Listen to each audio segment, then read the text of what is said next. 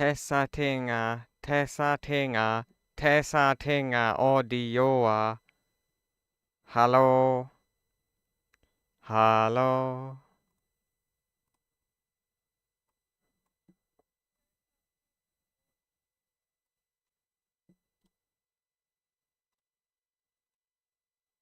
Hello? Hello?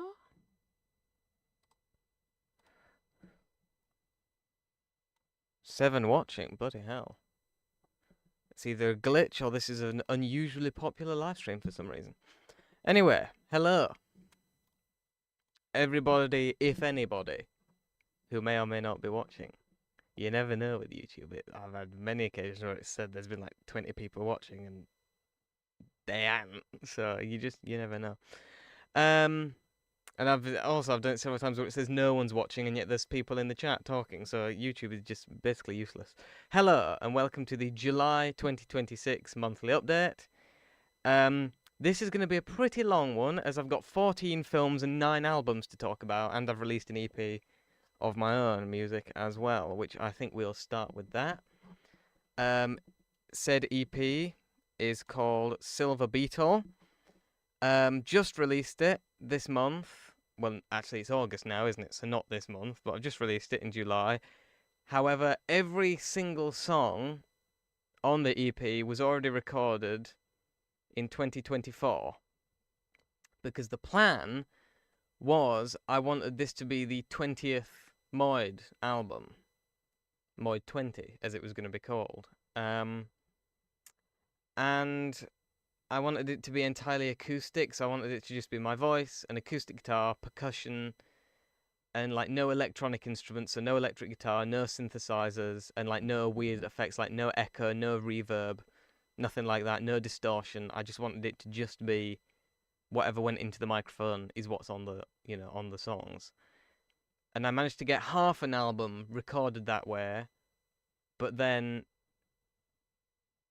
I just got stuck and I just couldn't record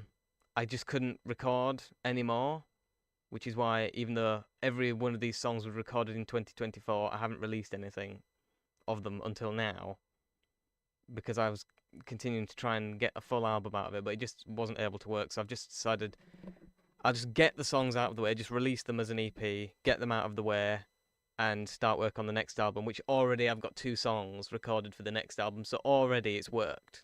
Just getting these songs out of the way has just already, my brain is working again, so that's good. But as you can see, as always, I've got 3 links. So the first one is to the playlist of all the individual songs on YouTube, and then the second is for the full album upload, and then the third link is for the album on Bandcamp. So there. That is all there is to say about that.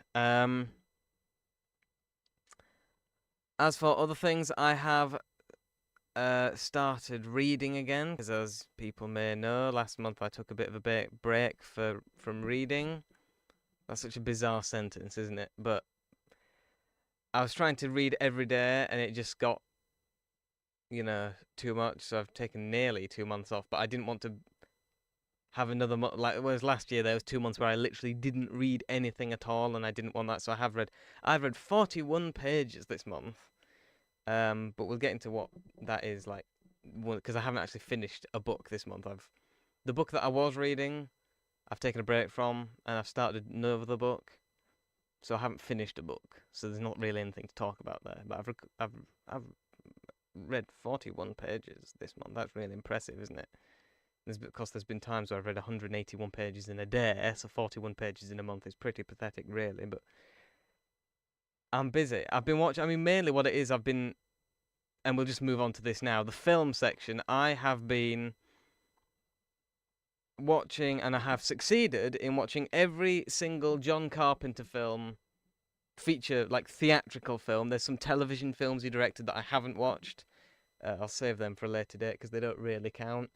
But yeah, I've now watched every single John Carpenter film, apart from half of one of them, which we'll get to when we get there. But the first film is not John Carpenter. The first film is a 1979 sort of concert film, sort of just documentary, called To Russia with Elton, which is when Elton John played in the Soviet Union. He was one of the very first. He wasn't the very first, but he was one of the very first Western performers to perform in the Soviet Union. And it's a really interesting documentary, but it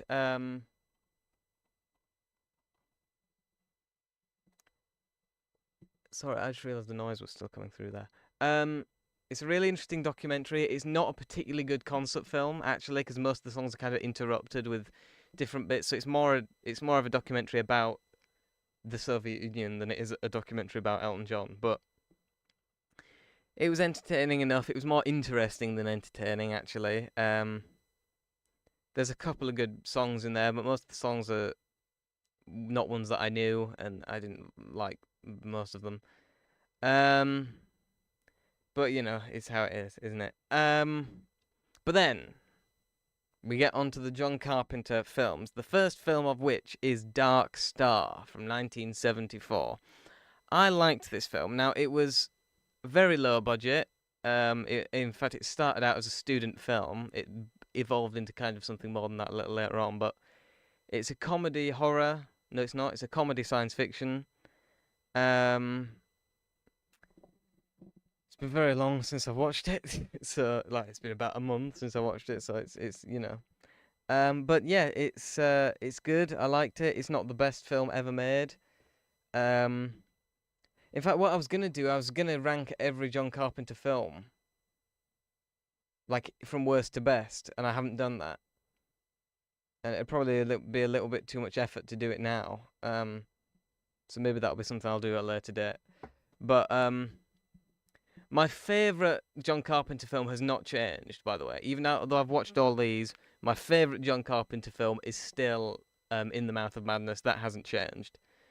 And my second favourite is still They Live, and that hasn't changed either. And my third favourite is still The Fog, and that hasn't changed either. But some of the films in here I actually like. In fact, the ones that I do like, it tends to be the ones that most people don't like. But anyway, we'll get to that when we get to it. Dark Star, the comedy is it's all right. It's not the best thing ever. I mean, it's quite Red Dwarf, and that actually makes sense when you consider that the people who made Red Dwarf were quite inspired by Dark Star. But Red Dwarf is much, much better. And of course, the most significant thing about Dark Star is that we wouldn't have got an alien without it. That's the most significant thing about Dark Star.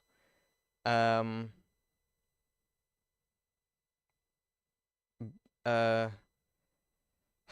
not good at talking. People ought to know this by now. I can't talk about anything. Dark Star, all right, not the best film ever made. But far, far, far from the worst. In fact, far from the worst John Carpenter film. We'll get to that later on, towards the end of this list.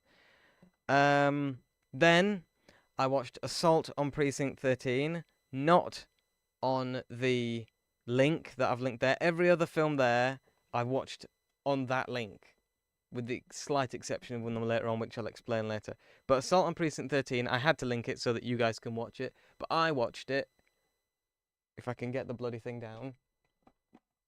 I watched it on this DVD, which people will remember from last month. I bought on holiday. Got this from a charity shop or a shop that had DVDs in it. And it's very nice. It's a good film. I think it's better than Dark Star. It's not. This is what it's strange. It's a better made film. It's a better made film than Dark Star, but I'm not actually sure I enjoyed it more than Dark Star. Dark Star, I think, was more entertaining. It's more entertaining from a filmmaking perspective, Dark Star, than it is from an actual like comedy perspective, because of how creatively they handled some of the problems of filmmaking. Like they have like this elevator shaft sequence where it's clearly. Well, it's not clearly, but the way they did the effect of this guy hanging out of the bottom of the elevator was by shooting it down a corridor, and they built like a fake bottom of the elevator and attached it onto the front of a forklift truck, which they then drive up and down the corridor to be the lift going up and down, and he's got his legs sticking out the hole, flailing around, and it's just like a really creative thing. Assault on Precinct 13 is more. Obviously, it was bigger budget. I mean, Assault on Precinct 13 is kind of John Carpenter's first proper film, like a big, not big budget, but first professional film. And it is good. There's an actor in it who's in Eraserhead, which I've rewatched this month, and that's still a great film, but not really what we're talking about today. But yeah, it's. You need to remember, I've watched a lot of films in between then and now, so it's kind of hard to talk about it. Assault on Precinct 13, well-made film, not as entertaining as Dark Star, but better made. Pretty good overall. I liked it. It's far from the best John Carpenter film, but it's far, far, far. It's closer towards the best than the worst. I'll put it that way. But that's that. Then I watched a film which is not technically a John Carpenter film, but I thought I'd watch it in that order anyway, just because it sounded interesting. When you look through his filmography, it also includes films that he wrote but didn't direct. And one of those is The Eyes of Laura Mars. Oh, it's not actually The Eyes of Laura Mars, it's Eyes of Laura Mars from 1978. I think this is the best film that I've watched this month, which doesn't bode well for Mr. Carpenter because he wrote it but he didn't direct it. It was directed by Irvin Kershner, who is best known for directing The Empire Strikes Back. This film is better than The Empire Strikes Back, quite frankly. But I really like this film. It's got Faye Dunaway. It's got Tommy Lee Jones in it, and it's got Brad Dourif in it, who is now my favourite living actor, because the person who was my favourite living actor, Sam Neill, who is also in one of these films, which we'll talk about when we get to it, he died this month. I think he was 78. So he was my favourite living actor, but now Brad Dourif is my favourite living actor, and the day that Sam Neill died is the day I watched The Eyes of Laura Mars, and I didn't know Brad Dourif was in it until he showed up in the film. So it was like he became my favourite living actor, and then I watched him in a film without knowing that he was even in it, so that was pretty crazy. But yeah, it's a really, really good film. It's about... I haven't even talked about what the others are about. Dark Star is about these people on a spaceship. Assault on Precinct 13 is about this police officer who... he's just taken over this old police station which is about to be decommissioned. So the guy who was in charge has moved on to the new one, and he's just there just to hold the fort just for a couple of days until it gets completely decommissioned. And they get... there's this guy who gets involved in a gang, and he runs in there for help, and so the gang assault the police station, and everyone in there sort of has to survive. That's what that's about. The Eyes of Laura Mars. Faye Dunaway plays this fashion photographer who she's sort of quite controversial because her photography is quite violent, and so she's quite controversial. And one by one, all the people who she works with and like her friends and stuff start being killed off one by one. But when it happens, she can see. She has a vision of the murder, and she's seeing through the killer's eyes. And it's a really, really good film. Definitely my favorite film that I've watched this month. If I have to recommend one film that I've watched this month for you guys to check out, it is The Eyes of Laura Mars. It's a really, really good film. But that is that, and I don't want to go into any plot stuff, but there's a twist at the end which I did not see coming, personally. Then we get back to the John Carpenter directed films with Christine from 1983. This is sort of the start of his more commercial stuff. Like he's more like sort of director for hire gigs, and it's like it's for one of those sort of cheesy 80s sort of horror, but not proper horror. There's two types of horror film, isn't there? There's the proper horror film, like The Exorcist and Rosemary's Baby and Alien, where it's serious, and then there's that kind of not comedy horror, but kind of fun horror, like Friday the 13th and Nightmare on Elm Street and Christine, and stuff like that, where it's horror, but it's kind of, and like I said, it's not comedy horror in the way that like American Werewolf in London and Return of the Living Dead are comedy horror. It's not comedy horror, but it's sort of fun horror. Like The Exorcist isn't fun horror. Alien isn't fun horror, but stuff like Nightmare on Elm Street and this are. And I just don't like it that much. Like, I don't like it, to be totally honest. I don't like fun horror. I like comedy horror, and I like serious horror, but just the kind of in-between stuff like this, I don't like. So, like, it's a well-made, it's a well-made film from a filmmaking perspective. It's got some good cinematography, it's got some good music, all that, and some good acting in it. Like, as of all the technical elements of filmmaking are all done well. I just don't like the story that much. I mean, killer car comes to life. You know what I mean? It's just a bit cheesy, and I don't really like that kind of horror. And the 80s is full of it. I mean, you can hardly find a proper horror film from the 80s. There were barely any made. The Fly, and what else? The Thing. I'm looking at my DVDs now. The Elephant Man. I mean, if you can count that as horror. The Shining. What have I got up there? Not really anything else. Yeah. Just the 80s horror is just not my thing for the most part, because it was mostly that kind of fun horror type stuff rather than proper horror.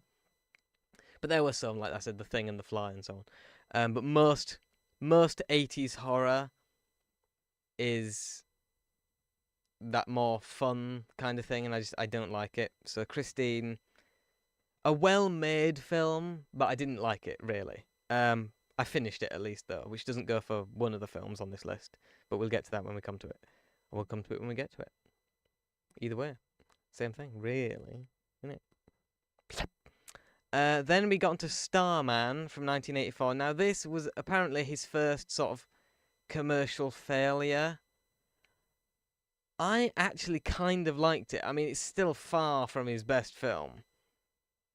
And definitely on the lower end, but it's not nearly as bad as some people seem to think it was. I quite liked it.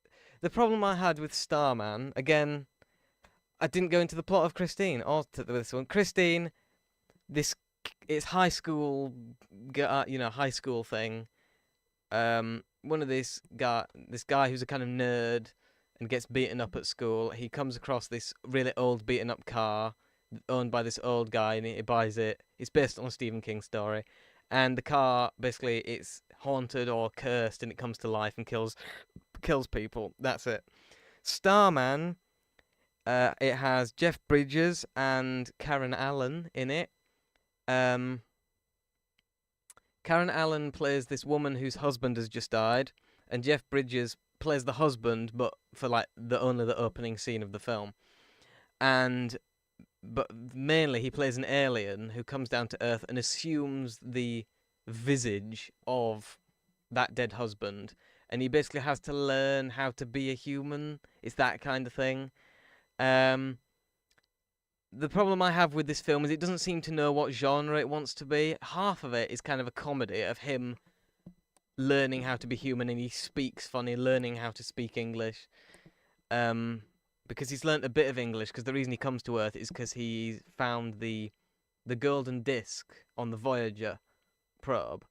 And this film actually has a bit of misinformation. When the Voyager probe is flying through space, it's playing I Can't Get No Satisfaction by the Rolling Stones, but that song isn't on the golden record, so there's a bit of misinformation there. But anyway, Um, and so there's like that comedy element, but then there's the drama element of like the government track and the military trying to track him down, and obviously because they're like the government does in alien films, they want to dissect him and cut him up and figure out what makes him tick. And the problem with the film is these two ideas don't really go together for me. I think it should have been one or the other. I think it should have gone more the comedy route, because I think the comedy bits of the film are better than the drama bits. So, but it should have either been a drama film or a comedy. I think it would have been better if it was a comedy, if it had just gotten rid of the more dramatic stuff and just gone full in on the comedy. I think that would have been better. But it didn't. It kind of wanted to stray this line in the middle, and it for me it doesn't really work. But yeah, that is Starman. Alright, entertaining enough. Again, I finished it, but it is far from my favourite. Then, I think I'm gonna have my opinion on this is gonna be maybe a little bit controversial. Big Trouble in Little China, 1986. This is a very, very popular film. I didn't really like it, to be honest. The acting for quite a lot of it seems kind of over the top, kind of cliched kind of acting for a lot of it. It very sort of over the top. I mean, it's a martial arts film, so it kind of goes with the territory. But I don't really like. To be fair, I've never seen any other martial arts film. This is really the only one I've seen, but it's not. I don't like it. Has Kurt Russell in it, and some Chinese people, and no other actors that I know. Harry Dean Stanton was in Christine, by the way. I didn't mention that. Another one of my favourite actors. But anyway, Big Trouble in Little China. Kurt Russell plays this truck driver who's driving through Chinatown, or Little China, or wherever it is in America. I don't know. And the place in America that has all the Chinese people, I don't know what it's called. Little China? Chinatown? Are they the same place? I don't know. But he's in there, and he gets involved in this Chinese gang war, but there's also like magic and sorcery and stuff like that. And it's just a really bizarre film with, again, it's trying to be serious, but it's also trying to be a comedy, and it's trying to be a martial arts film. So it's got the genre instability that Starman has, but it's three-way rather than two-way. Starman didn't know whether it wanted to be a comedy or a drama. Big Trouble in Little China doesn't know whether it wants to be a comedy, a martial arts film, or a magic sorcery film. And it's trying to be all three, and again, for me, it doesn't work. Just really over the top, ridiculous stuff. There's a bit where this guy just inflates and explodes, which is probably the most. I knew that scene before watching the film, and I've always thought it was ridiculous. In fact, it was that film that put me off ever watching the film. I've only watched it now. Half the films on this list I'd have never watched if it wasn't for the fact that I wanted to watch every John Carpenter film just for the sake of it. But again, I would have never, because it's just a ridiculous scene, which for no reason he just inflates and explodes for no reason, just bizarre, ridiculous, whatever. So yeah, just stupid. I didn't really like it. That's that. Next film, Prince of Darkness, much, much better. This was the one, of all the films here, this is the one I was looking the most forward to watching, because it's considered the middle part in the Apocalypse trilogy, which has The Thing and In the Mouth of Madness, which, as I've already said, is my favourite John Carpenter film. And obviously The Thing is obviously brilliant. And so this is the one I was looking forward to the most. I don't like it as much as either of those, but it is, of all the John Carpenter directed films that I've watched, Prince of Darkness is by far the best. It shares two of the main sort of Chinese actors from Big Trouble in Little China are in this, but they're much better in this. It's just the material, I imagine, is just better, and so they're better at it. I don't know any of the other actors in it, apart from... Oh, no, utter complete rubbish. Donald Pleasance is in it, so he's obviously the most well-known actor in it and the best. But yeah, it's a really good film. It's about this group of physics students and their teacher go to a church where Satan is imprisoned in the basement of the church, and he's about to become free because of some prophecy or whatever. Again, it's been a while since I watched it. But it's really good. It's a really creepy film, which of course John Carpenter is the best at. Particularly the character of Satan. There's this, because for most of the film he's just this sort of green liquid, but at one point Satan embodies this woman who's one of the students, and he sort of embodies her, and her flesh starts ripping off, and it's like really creepy, and the voice that comes out is that's a really creepy bit of the film. I really like that bit. Father, that kind of thing, because the Satan is actually like not even the main baddie. The main baddie is Satan's father, who is in like an alternate dimension, and Satan is kind of the minion to that, and it's his father thing going on. But yeah, I really liked it. Like I say, of all the John Carpenter directed films here, I think that's the best one. Eyes of Laura Mars is still the best film that I've watched this month, but Prince of Darkness is a close second. That's that. Next. Now. We get into the controversial ones. The next two films are universally despised. Everyone hates these next two films. I really liked both of them. The first of which is Memoirs of an Invisible Man from 1992. It has Chevy Chase in it. He plays the Invisible Man. It's not a remake of the original 30s one. I really like the 30s film as well. 1933, I believe, if I remember correctly. But this film is also real good.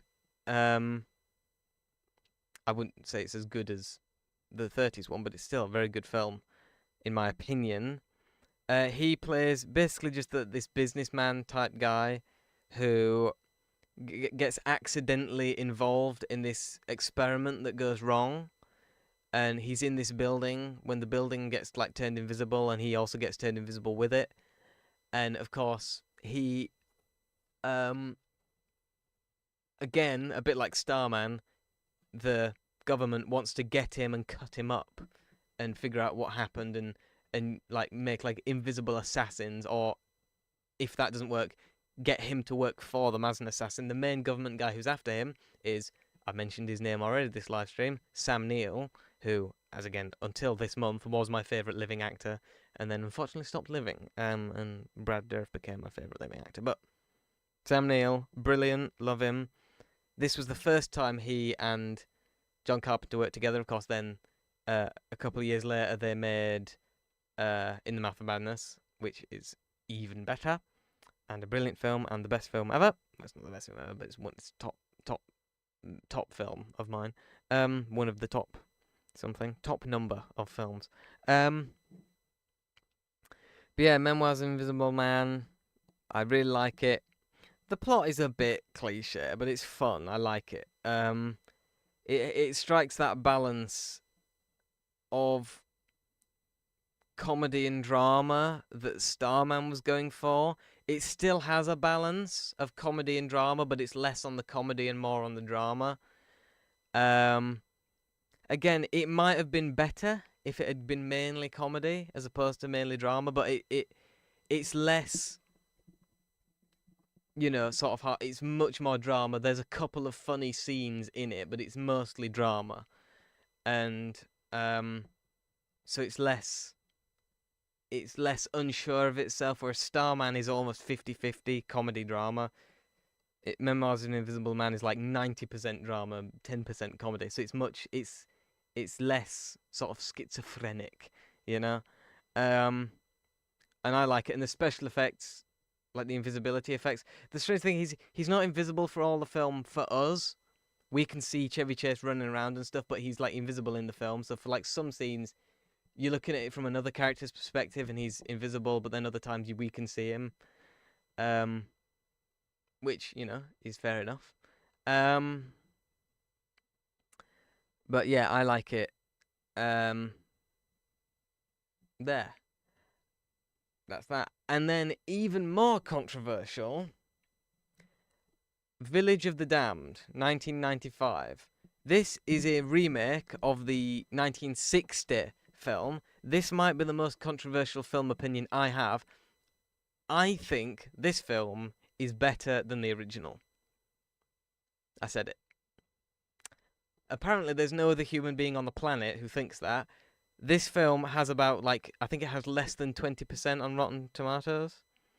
There's not a single positive review anywhere of it to be found. Everyone apparently hates this film. I don't know why. I genuinely don't know why people hate this film. Like, maybe I get if you don't like it as much as the original. I didn't like the original just because, obviously, it was just the 60s, 1960 AD. The acting in that film is very melodramatic. I mean, I haven't watched it for years, but I need to go back and rewatch it probably to get a better judge of it. But I felt like the acting was really over the top 60s melodramatic kind of stuff, and I didn't like it. Whereas the acting in this film is much more naturalistic. It's got Christopher Reeve in it. It's the only other film I've seen him in other than Superman. And this was the final film he made before he fell off that horse and was paralyzed. So it's interesting to see him older and still walking around and talking and stuff. It's a very interesting thing. Is that insensitive? It might be. I don't know. Okay. But yeah, I really liked it. It's much more violent and sort of dark, and it's more heavy on the science fiction than the original was. And it just shows things that you couldn't show at the time, like there's stuff about pregnancy and abortions, which obviously is not things that you would have been allowed to talk about in 1960, but you are allowed to talk about it in 1995. So it's got more subject matter freedom, as well as more freedom of how to show the violence and stuff. Because there is violence in the original, but obviously it's not graphic like it is in this. And it's just better that they're able to show it. So I genuinely enjoyed it more, and I don't I mean, it's been so long since I watched the original that I can't remember, but I don't think they showed anything about like when the blackout happens and everyone gets knocked out and is unconscious. It shows like the scientist people coming in and trying to investigate it. It's been so long since I watched the original that I can't remember if that's part of it or not. But I don't remember it. But yeah, I just like everything about this film I enjoyed more than the original, from what I remember. Like I say, it's been a few years since I watched the original, so I can't remember much about it. But I do remember that I didn't enjoy it, and I did enjoy this one, so it must be better in my taste. That might be my most unique opinion, because apparently, I've looked it up, apparently there is not a single other human being on the planet who prefers this version to the original, but I do, so there we are. But yeah, so there's two films which most people hate and I really like. Then I get more in line with other people's opinions on the film. Escape from LA, 1996, sequel to Escape from New York, which already I quite like that film, but it's far from my favorite Carpenter. But Escape from LA is crap. It's not his worst film. We've got that coming up in a couple more films' time, but Escape from LA might be the third worst. It's the third worst John Carpenter film. Awful special effects. This was his first, or to my what I could see with my eyes, this was his first time using green screen, and it shows because it's crap. Just really badly done green screen, really bad CGI. Just rubbish, really awful. The plot is basically just a remake of the first one. He's going in to rescue someone. But of course it's without the aspect of originality that the first one has. So it's basically just the first film's plot redone with all of the good actors who were in the first film not in it. There's no Harry Dean Stanton. There's no Isaac Hayes. There is Steve Buscemi, who wasn't in the original, even though I thought he was when I watched the original, because there's a guy in it who looks exactly like Steve Buscemi, but it's not. But he is in this one, so that's funny. And he's all right, but yeah, there's not anywhere near the quality of actors who were in the first film. Film. And Donald Pleasance, of course, was in the original. He's not in this. Yeah, it's just crap. It's really crap. There's no reason to watch this film whatsoever. It's got nothing that the original had other than Kurt Russell. That's it. But again, like, if you've seen him in the first film, you've seen him in this. You don't need to see this. It's just crap. That's all I have to say about it. Then we get onto the last good John Carpenter film that he ever made. Vampires, 1998. Again, not nearly as good as the best, but it's a good film. I liked it. And again, it was his final ever commercially successful film. It made more. It was the final John Carpenter film, which made more money back than it cost to make. So it was a financial success, not a crazy success, but it was, it succeeded. It spawned a couple of sequels, which I'm never going to watch because what's the point? But I liked it. It has mostly actors in it who I don't know, apart from the woman who she was in Twin Peaks. She played Laura Palmer in Twin Peaks. I'm blanking on the name at the moment. Thank God for Google, am I right? What's her bloody name? And it also has one of the Baldwins in it. I think it's Daniel Baldwin. Yeah, there we are. Cheryl Lee. Cheryl Lee is in it, and she played Laura Palmer in Twin Peaks. I like it. It's a good film. It's not the best vampire film ever made. Obviously, Nosferatu the Vampire, the 1979 Werner Herzog takes that. But it's a good film. I liked it. It's more action than horror. But I liked it. I think it was a good film. Again, far from his best. Far from the best John Carpenter, but I think it was his good film. And his last good film. Then we go from that to Ghosts of Mars, 2001. This is the worst John Carpenter film ever, and it is the only film on this list which I didn't finish. I got just over halfway and was so almost suicidally bored that I just had to stop watching it. It's so awful. Again, it's got that awful crap green screen that Escape from LA has, which Vampires doesn't have, by the way. Vampires is pretty much all shot like on location, and it's all real. It's not like there's not really any of that really crap special effects going on.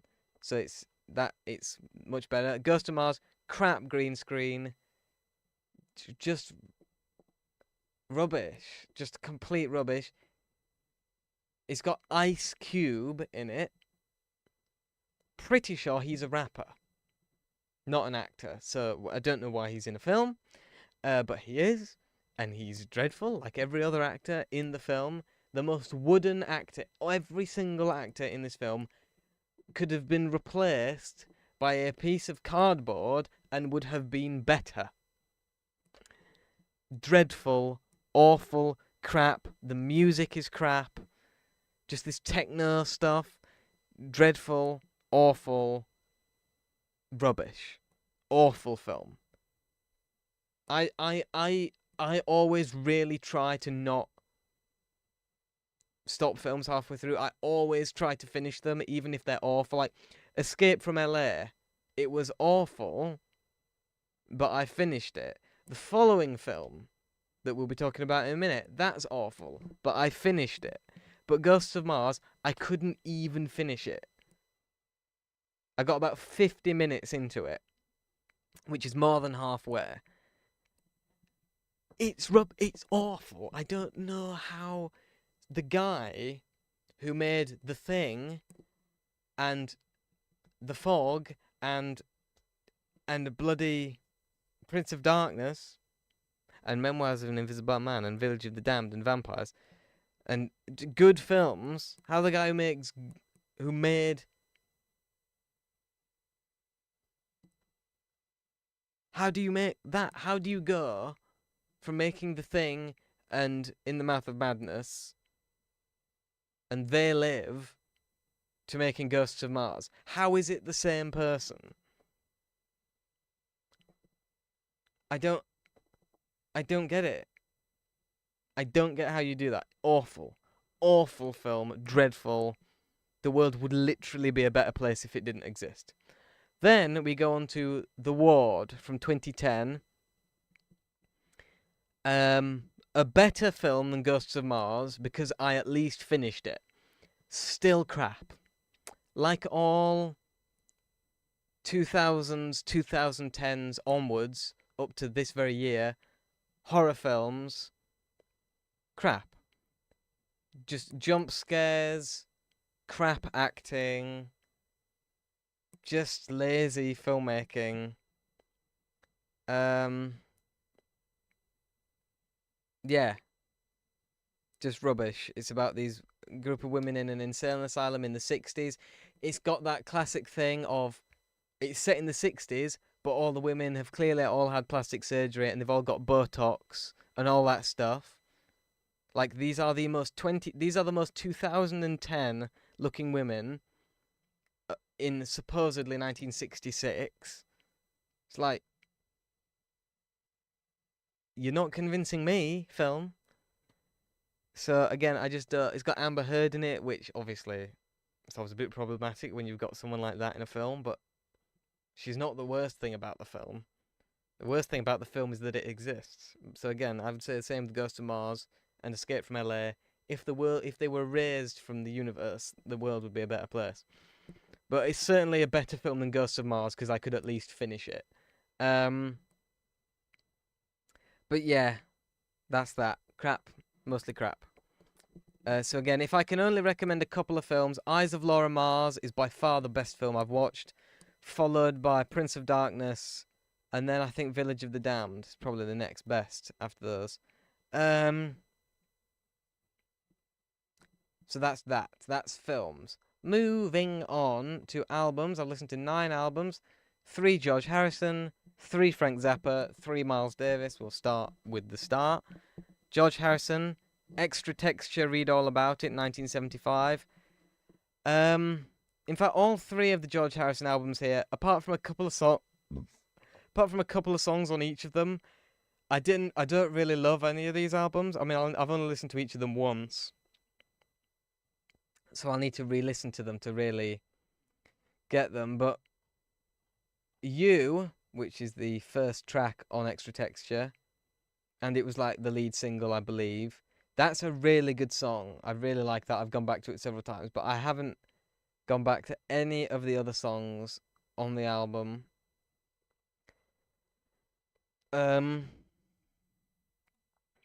Just yeah, and I mean I kind of have to review all the George Harrison ones as one album because I like I said, I've only listened to each of them one, and only like each of them really only has one song that I like. You on Extra Texture, this song on 33 1/3, and Here Comes the Moon on George Harrison self-titled 1979.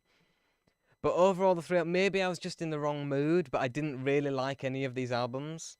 I liked, like I said, I liked like a couple of songs on each of them, but as a whole, I didn't really like any of the albums. So I'm going to re-listen to them and you know get them, but not get them physically unless I like them. You know what I mean? But try to understand them a bit more.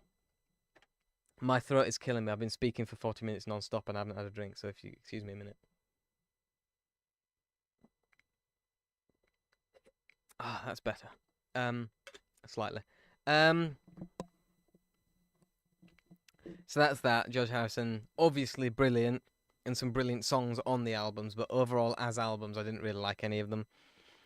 Then we get onto Frank Zappa, and after a long string of Frank Zappa albums that I really haven't enjoyed, if you go back a couple of live streams and see me talking about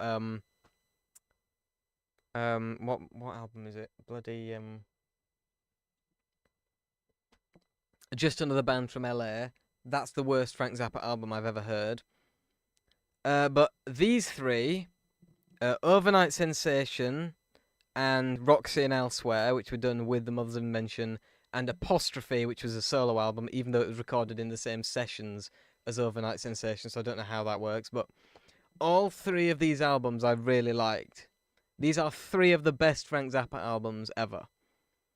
My favourite is still Burnt Weenie Sandwich. That's still my favourite. But of course, I've listened to that loads of times, and I've only listened to each of these once, and I still really like them. So these guys might overtake that one at some point. They're not going to overtake it on the album cover. Burnt Weenie Sandwich will always, along with Uncle Meat, have the best album cover. Uncle Meat is a crap album, but it's got a great album cover. But this is the sort of eternal thing with Frank Zappa, is he has made some of the best and some of the worst music I've ever heard. Because he was experimenting, and obviously when you're experimenting, I'm not even in the middle of the frame. When you're experimenting, you're obviously gonna come up with some good ideas and you come up with some bad ideas. And he basically released everything. So like me, so obviously you get the best and the worst. But these three albums represent some of the best. Particularly the two studio albums, Overnight Sensation and Apostrophe. They're mostly really good. Roxy and Elsewhere is more sort of half and half. There's some really, really good stuff on it, but there's also some more of the... My biggest problem with Frank Zappa is a lot of his music is like... it's a different song every 10 seconds, and often each one of those little songs will be really good. But you don't get time to sort of get into them. Like the best music for me is where it's just the band sort of riffing on one idea, sort of jamming on one idea for an extended period of time. And there is some of that on Roxy and Elsewhere, but a lot of it is also where it's like it'll be one song and then it'll shift into a different thing and then it'll shift into a different thing, and you don't have time to get into any of the pieces. And that's the kind of Frank Zappa music that I hate, where it's just a different song, often a good song, but a different song every 10 seconds, and so you don't have the time to get into anything. But yeah, if I go into these, see if there's any particular tracks that I remember. Yeah, for Overnight Sensation, honestly, I can't really recall listening to any of these tracks individually. But I remember I liked them at the time. And then for Apostrophe, I know I really like the title track. The title track, Apostrophe, is like this really cool sort of jam. As is, I believe, Stinkfoot. Did I add this to my playlist? Yes, I did, so I must like it. Apostrophe and Stinkfoot. I like, but again, I quite liked the whole album.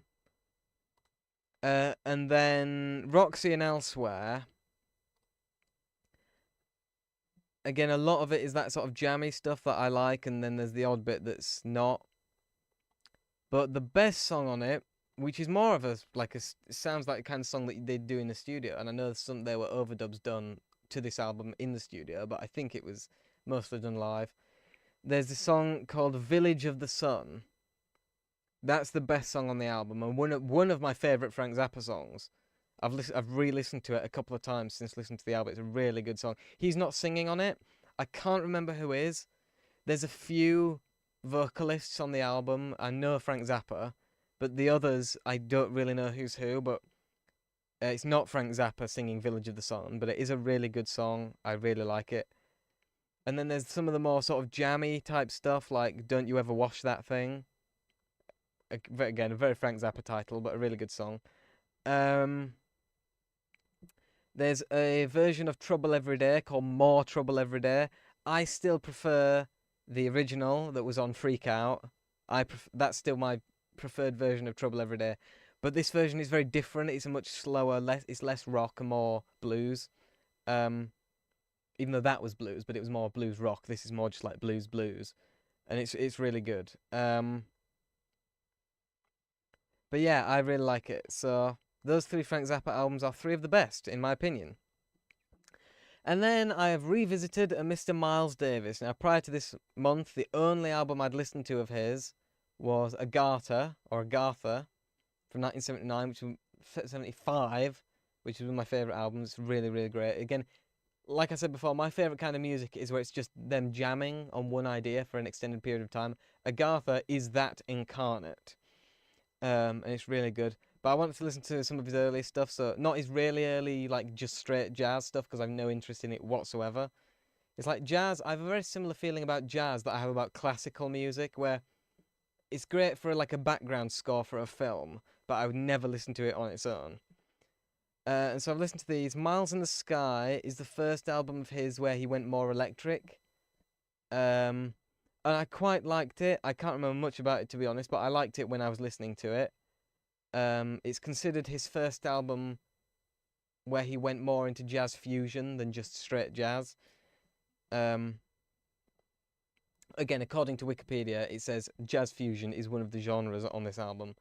It also says that his album In a Silent Way is the first one that he did where it was jazz fusion, but then they also describe the two previous albums, of which this is the first, as also being jazz fusion, so I don't really get that, but whatever.